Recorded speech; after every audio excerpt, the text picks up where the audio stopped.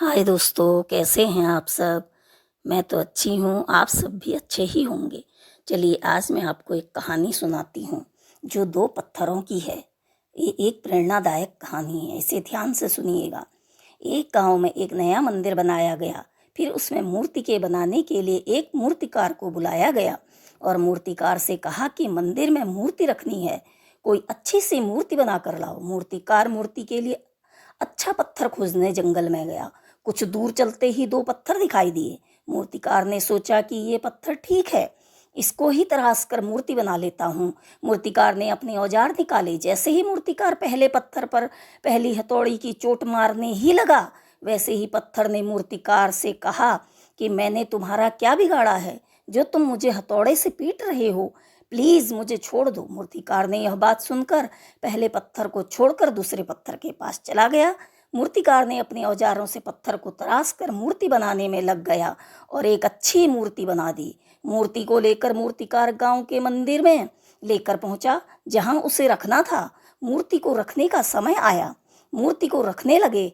इतने में गांव वालों ने मूर्तिकार से कहा कि हमें एक पत्थर भी चाहिए जिस पर नारियल फोड़े जाएंगे। मूर्तिकार को तुरंत उस पत्थर का ख्याल आया जिसे वह जंगल में छोड़ कर आया था। मूर्तिकार जंगल में गया और पत्थर को ले आया। अब मूर्ति व पत्थर को एक जगह रख दिया गया। मंदिर में पूजा करने के लिए लोग आने लगे। सब वहां आकर मूर्ति पर फूल अर्पण करते और पूजा करते और पास वाले पत्थर पर नारियल को मारते और फोड़कर मूर्ति के ऊपर नारियल का पानी चढ़ाते। यह देखकर मूर्ति के पास वाला पत्थर मूर्ति से बोला कि तुम्हारी किस्मत कितनी अच्छी है जो लोग तुम्हें पूजा करते हैं, और मेरी किस्मत कितनी खराब है कि सभी मुझ पर जोर से नारियल फोड़ते हैं।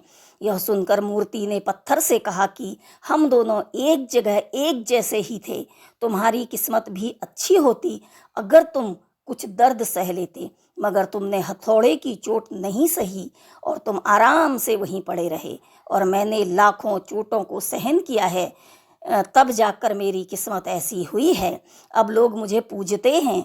आराम व मुश्किलों से बचने का फल यही होता है।